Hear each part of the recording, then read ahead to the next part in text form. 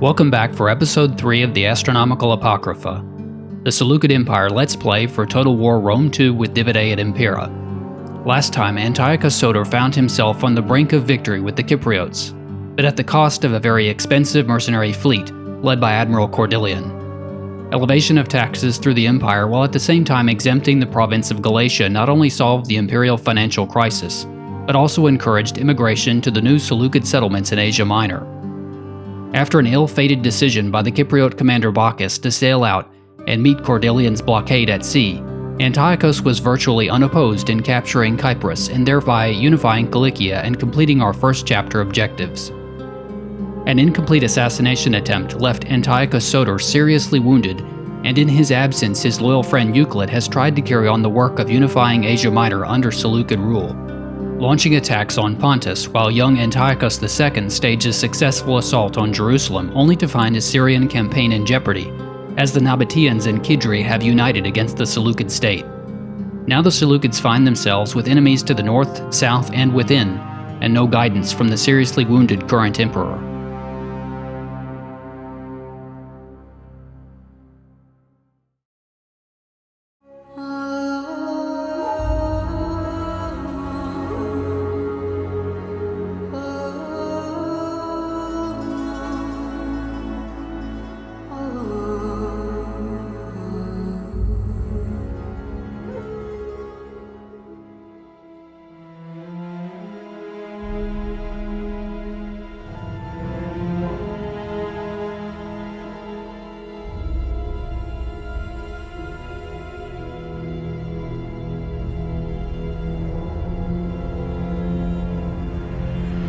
Father is convalescing in Babylon, a terrible sword stroke having nearly claimed his life in the field, while Euclid takes his army deeper into Asia. The predators of Arabia normally fight amongst each other for the scraps, but now united they threaten even the mighty elephant. It is a work of spectacular engineering that you men have finished the Acropolis, although I fear the locals have not taken kindly to the Greek altar to Zeus. No matter. The native people of this city will eventually give up their peculiar monotheistic tradition. It is unthinkable that they would be able to overthrow Seleukid rule. In any event, we must focus on the Nabateans for now.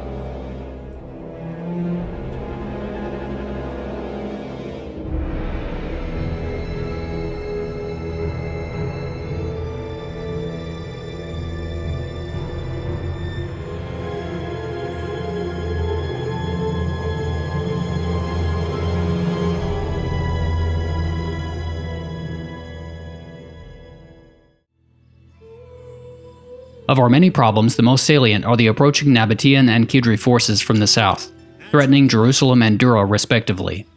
There's little I can do to save Dura, and I've been running quite short on resources. In order to shore up my treasury, I look around for other sources of cash, such as potential allies or those who might wish to trade. I have to look for a while, but our diplomatic feelers eventually uncover a Muscat desire for Seleukid exports, and they're willing to give us a small lump sum payment for a trade commitment.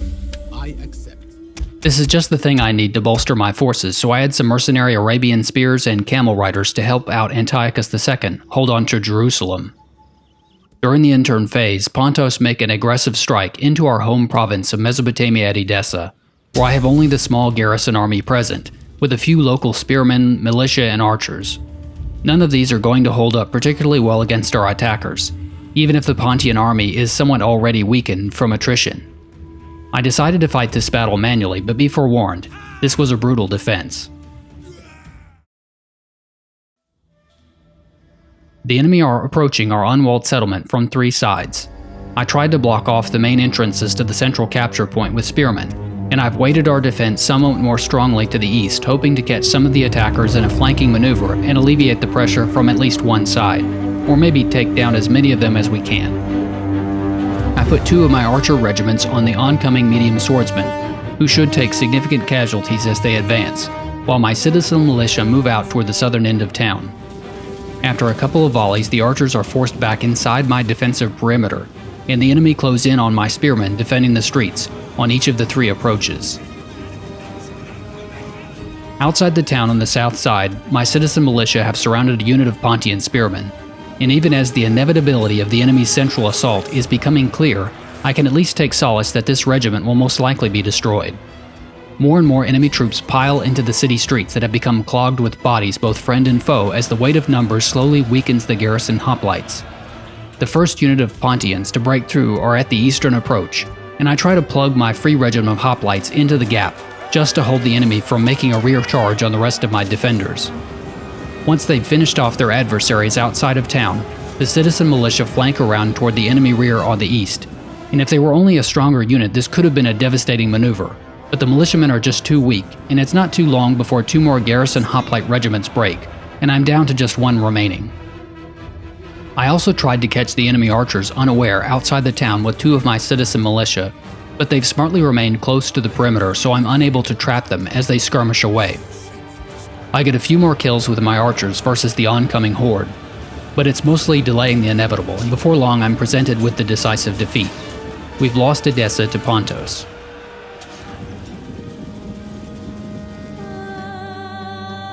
I curse that man Euclid for bringing this upon us. Antiochos is a wise ruler, but he's surrounded by fools and traitors, foolish traitors and traitorous fools. I left Jasper sitting on the ground, pressing his hands into his stomach and moaning. I'm sure he did not live past the hour. I don't think so anyway. How could he? With the Pontians pressed hard from the west, they took the path of least resistance to the east. The enemy ranks are swelled by men who were just released, at the mercy of Euclid. Doesn't he understand? It's us or them. Maybe he does. Another traitor who loves his Greek enemies more than his Persian allies.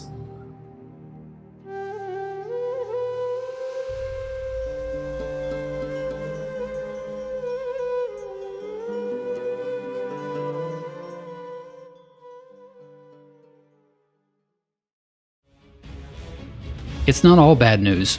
We were supposed to lose this fight, and we did, but I still managed to kill over 500 of the attacking force, hopefully taking some of the momentum and preventing any further attacks into Mesopotamia by this army. With that nasty surprise out of the way, I'm next presented with the attack I was expecting and dreading. Nabatea, including what remains of Arius Bokeh's Merchants of Death, and reinforced by a full-stack, full-strength Epidemax Pride, make an assault on Jerusalem. Antiochus the Younger has his work cut out for him here, with only a nominal garrison army defending, a handful of mercenaries, and the thunderbolts of Zeus who have been weakened by their battles.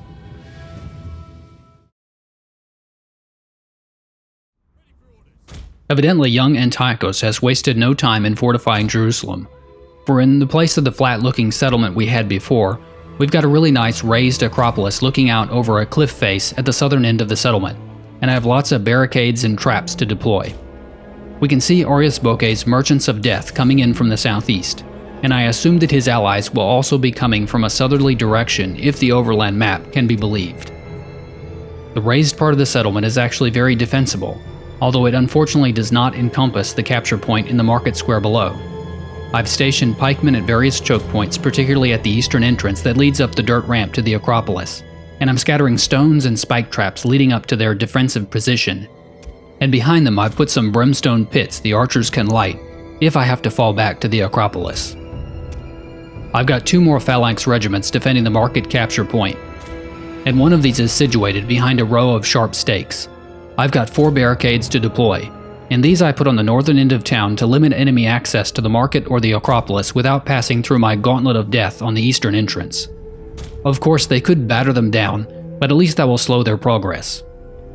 Antiochus and his cavalry, along with my more offensive troops like the hillmen and the Machairophori, as well as the mercenary spears and the camels, are stationed on the northeastern side of town to try to make as much trouble as possible for the enemy as they try to make their advance into town. As the battle starts, Epidemax Pride is glimpsed on the horizon from the cliff of the raised part of the settlement, and they are indeed approaching from the south. Antiochus starts bringing his troops out of town to flank the enemy approach to the eastern corridor, and most of their regiments initially ignore his movements until I encourage a couple of them to break away with my ranged infantry. These I engage with the Machairophori, who I expect should make short work of these weakened spear regiments. The Hyrcanian hillmen are threatened by one of Arius Bokeh's light cavalry regiments, but I'm able to interpose my mercenary spears for the most part, and with that fight commenced, the way is now clear for Antiochus and the cavalry, weakened as they are, to pursue the enemy slingers. Inside and outside the town, the enemy are being soundly thrashed either by a short sword or a long pike, and as my Arabian mercenaries drive off the enemy cavalry, Antiochos and my own cavalry close in on the Nabatean slingers. The merchants of death are just about dealt with at this point, although I bring one of my Makaraphori into the town to rear charge the 2 Nabatean spear regiments that have tried to penetrate the pike wall into the market square to the north. The enemy slingers are surprisingly fleet of foot in their retreat, dashing madly back toward their reinforcements who have intelligently chosen the long approach, marching clear around to the western end of the city. By the time Antiochos and his men have nearly closed the distance to the archers, Arius Boke himself is in striking distance, and Antiochos smashes the Nabatean general and his elite bodyguard between 2 regiments, quickly breaking their morale, and subsequently cutting down the enemy general himself in the pursuit. The reinforcing enemy army is by this time just reaching the outskirts of town on the western end, and there they are approaching down the long western corridor toward the market square, although we've got 2 barricades to penetrate and countless sharp objects to step over or otherwise negotiate before they're able to even face my pike phalanx. I've lined up my slingers and javelins just inside the closest barricade to give the enemy an even tougher time as they try to make the approach. Antiochos and his strike force just keep attacking and destroying enemy regiments piecemeal as they encounter them, including the other enemy general Juba and his own retinue of Nader and Harab heavy cavalry, along with another light cavalry regiment and some more enemy slingers. I probably should have, at this point, pulled these men back, but I got a little carried away with the success, so I just kept pressing the attack with zeal as Antiochos is starting to see the glimmer of hope, coated as he is in enemy blood and his sword arm probably tired from hacking at enemies from the saddle. With the huge enemy column now jammed in the western corridor, I wait until the first unit is almost upon the final barricade before I let loose with the javelins. These are the heavily armored Mukrabe spearmen leading the charge, so they're not going to take a huge number of casualties, but my best hope is just to do as much damage as I can before they reach my own phalanx. My hillmen and the Makaraphori, their tasks on the eastern end of town complete, march toward the market square and the barricades to participate in the fight against the large column of Nabatean reinforcements crashing through the defenses there. 2 regiments of hillmen are the first to make contact with the enemy as they breach the final barricade, briefly crossing paths with the javelin men and the slingers as these fierce but lightly armed and armored men rush past on their way to collide with the Mukrabe spears. Outside the town, my mercenary spears have secured a nice 3-on-2 fight against some of the enemy spear regiments, but Antiochos and his single remaining cavalry regiment have found themselves lured into a cat-and-mouse game with the slingers and some camel archers. And the mice, armed as they are with slings and arrows, seem to be winning this fight, as my dead-tired horses can barely maintain a trot in the pursuit. The spears win their fight, and my light cavalry eventually manage to chase down one of the slinger regiments, although Antiochos pulls back from the pursuit and manages to lure the Nabatean missile cavalry into combat with my mercenary spears. This fight outside of town eventually results in a lot of mutual destruction, although I'm lucky Antiochos escaped and was not killed in this crazy gamble. Meanwhile, back inside the town, the Hyrcanian hillmen are sacrificing themselves in the face of impossible odds, holding back a tidal wave of Mukrabe and Bedouin spearmen at the western entrance. But they're eventually overcome, and the enemy spill into the intersection south of the town square capture point. Fortunately, I've got another unit of hillmen waiting in the alley to the north, 2 Makaraphori regiments marching in from the east, and at the top of the slope to the town square behind the stakes wait my pikemen. I've let the enemy into the intersection, but there they're surrounded on 3 sides, providing me with some good flanking bonuses for the combat.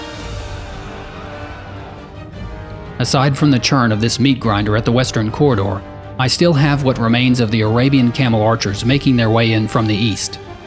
This isn't too problematic, as I have 2 nearby pike regiments, and sure enough the camels clash with the pikes on their way to the town square capture point, setting up the opportunity to bring in the other pike regiment in a rear assault, although it turns out their assistance isn't needed, as the 1st pike regiment were by themselves sufficient to drive off the light missile cavalry. Stab, slice, parry, and thrust, the grind at the western approach goes on and on. I should note for the benefit of any of you considering the DEI mod, I'm playing with an ultra-fast battle submod, and this fight took me about 30 minutes to complete. If you do start a DEI campaign, you can always add the submod later, so don't let the battle length scare you away, but I've found this to be essential in making the mod playable. Alternatively, you could take up another hobby like cooking or knitting, just something to do while your troops slog it out. Anyway, eventually this combat chews up more and more of the men on either side, but on balance we're winning, routing several more enemy units while losing only a couple of my own melee infantry regiments in the process.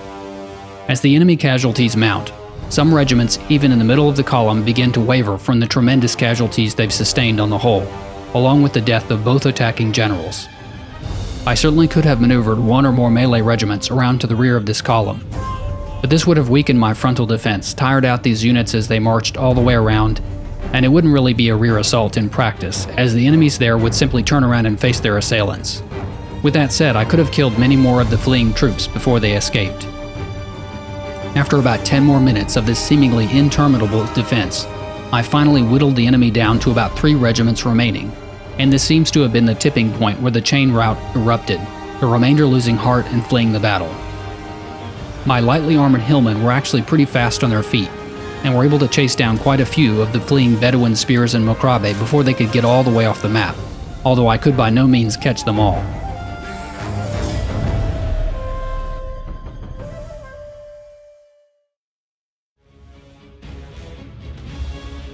A close victory, but a heroic stand by young Antiochos and his thunderbolts to win the day, in my estimation. Antiochos narrowly escaped by the skin of his teeth, and we lost almost 1,400 men, but we took down nearly 4,000 of the enemy and killed both of their generals. This sends both Nabatean forces fleeing back toward the border with Petra. Finally, as if there weren't enough pain for one in-turn phase, the Qidri attack at Dura with a full stack. Again, I have the garrison, but poor Diogenes still remains one season's march away, so Cassimbus, the local satrap, is forced to bear the unfortunate burden of defense. I could have played this one out like the first battle this turn, but to be completely frank, I was getting a little bit tired of these settlement defenses, so I opted for an auto-resolve, feeling that the victory was probably out of reach regardless. Of course, we lost the battle in the auto-resolve. Enemy casualties were just under 500. Almost the same as my manual effort in a similar situation before, so I think it probably was not a terrible choice in that respect. Finally, the autumn of 267 BC has ended, no doubt to go down in Seleukid history as one of the worst seasons of all time. However, the reverberations of the devastating losses in Mesopotamia continue to be felt into the winter as my trade artery to the east has been severed, losing my lucrative deals with Parsa, Drangiana, Hayastan, and our newly brokered deal with Damascus. Additionally, the loss of provincial unification invalidates our edict in Mesopotamia, losing some significant tax bonus. One piece of good news is that Antiochos Soter has returned and can now command an army, although as you'll see, he doesn't last for too long. I'm trying to come up with a way for Diogenes to get back Dura from the Qidri, and there are some absolutely incredible mercenaries for hire in Syria, including the excellent armored Syrian archers and the amazing elephant cataphracts. Unfortunately, I'm too poor to even consider these options right now. Leaving that situation for a moment, I pause to bring the Dragons of El Marduk south to the outskirts of Samosata. I'm hoping to take this Pontus province and then press on to reclaim Edessa shortly afterwards. We can return to visit our wrath on the capital once we've cleaned up the mess in Mesopotamia.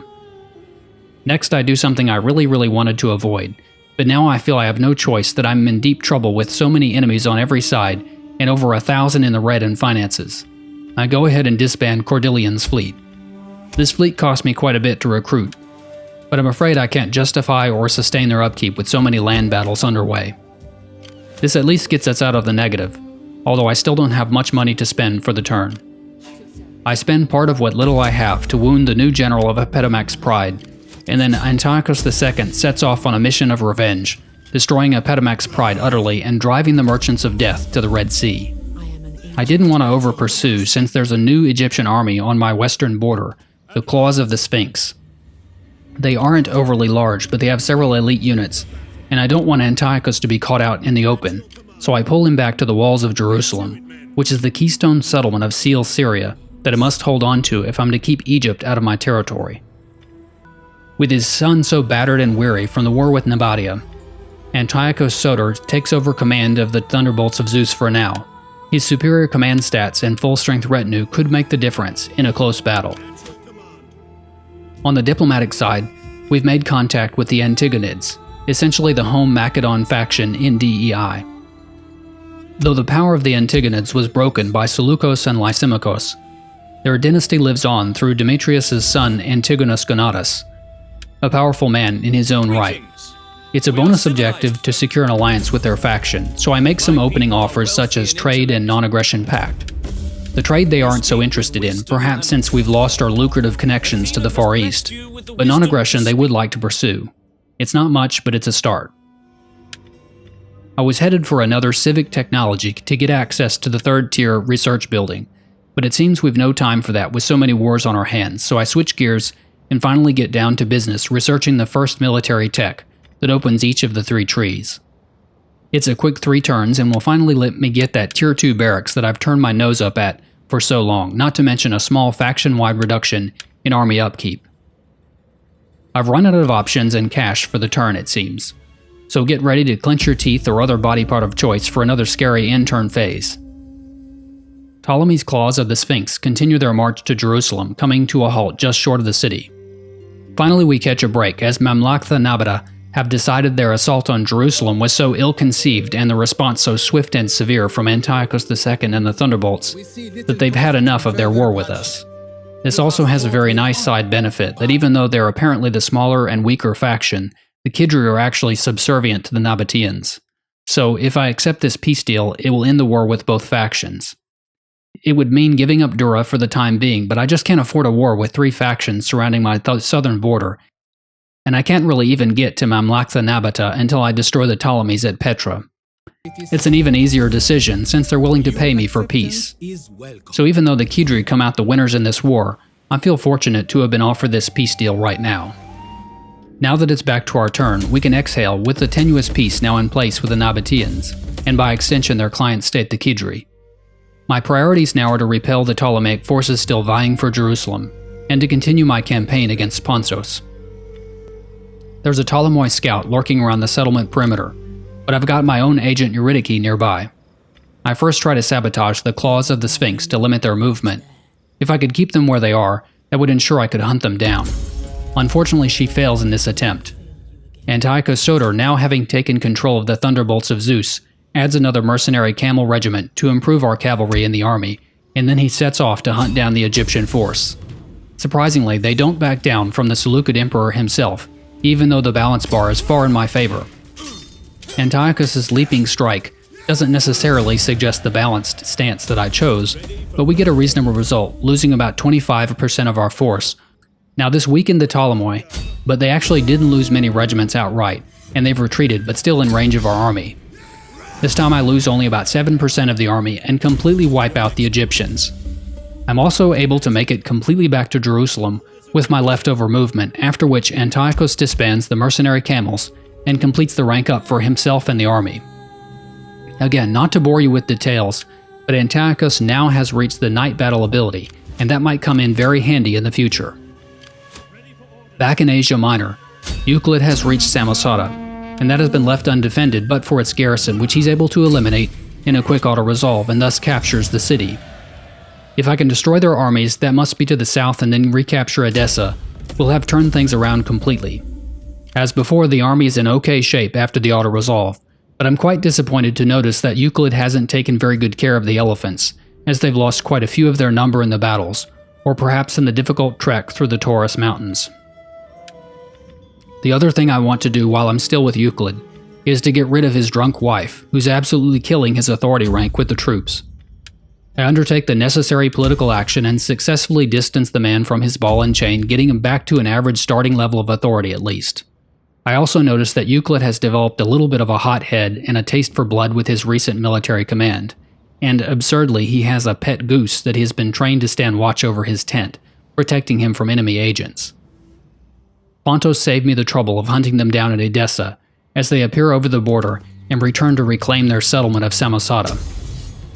The balance bar gives Euclid no credit in this fight, and while I recognize the slightly superior quality and strength of the enemy force, I certainly won't let the dragons be destroyed by these foes, particularly when I have a defensive position to hold on to. This force is not terribly interesting, boasting a couple of nice cavalry regiments, but otherwise being composed exclusively of lower-tier spearmen and archers. In a one-on-one engagement, the pike phalanges should hold the advantage, with their overlapping ranks of longer spears. I'm also going to see if I can maneuver Euclid into position to cause maximum damage with his royal peltas, as I did before.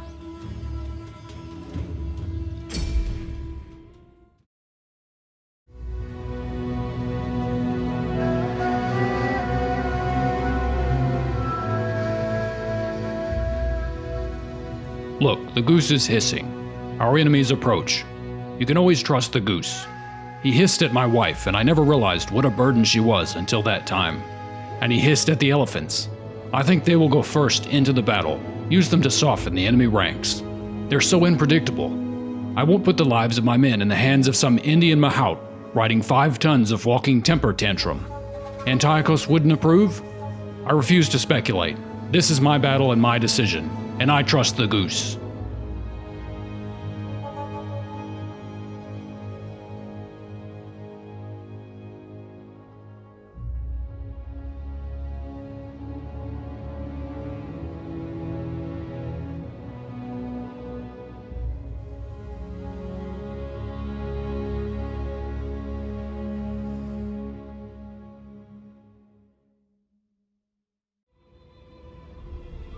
This is an identical map to what we saw at Jerusalem, which is great news. It has the very defensible raised Acropolis bounded on 2 sides with a sheer cliff, and the only downside really being the capture point is in the market square, not on the raised defensive compound.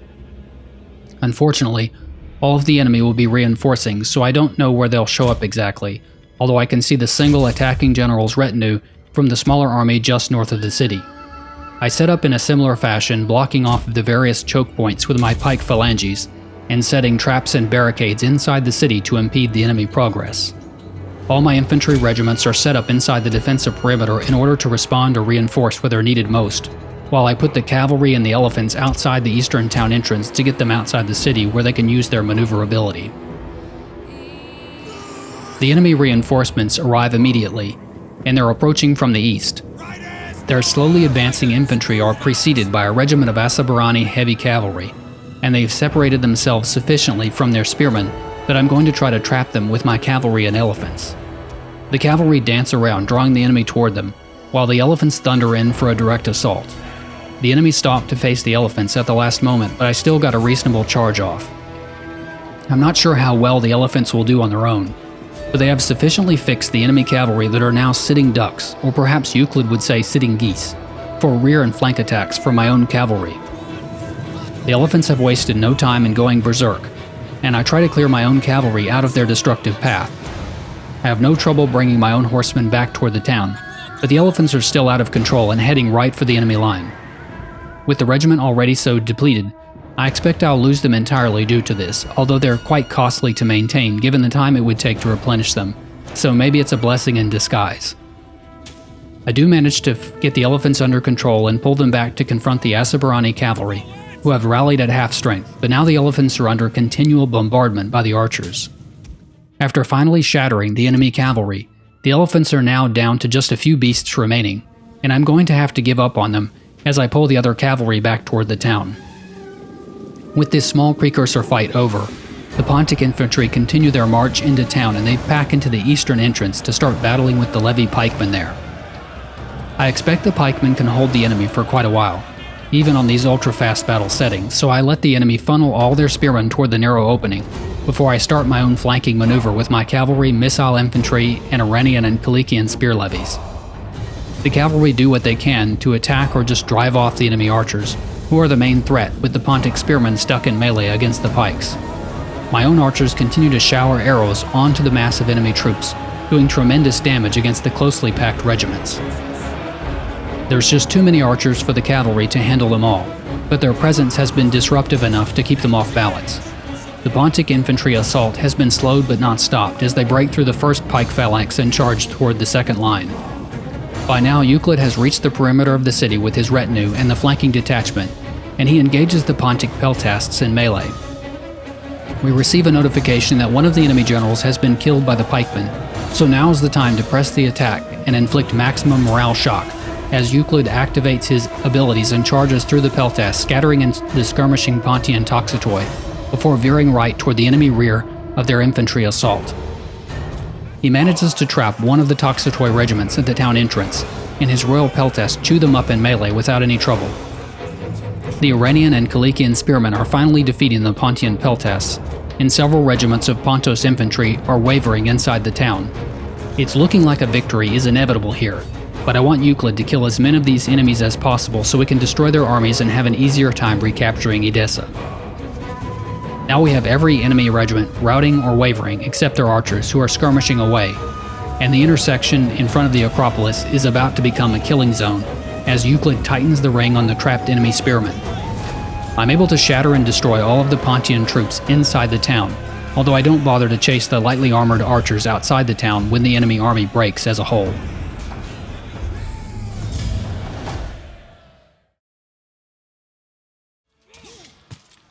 A great result after the victory for Euclid, in spite of our significant losses. We killed the majority of their forces. However, I did lose my elephants and the rest of my cavalry as a result of the battle.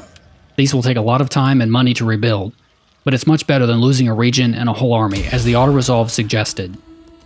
The two Pontos armies scurry back into Edessa in their weakened state, but they no longer present a significant threat.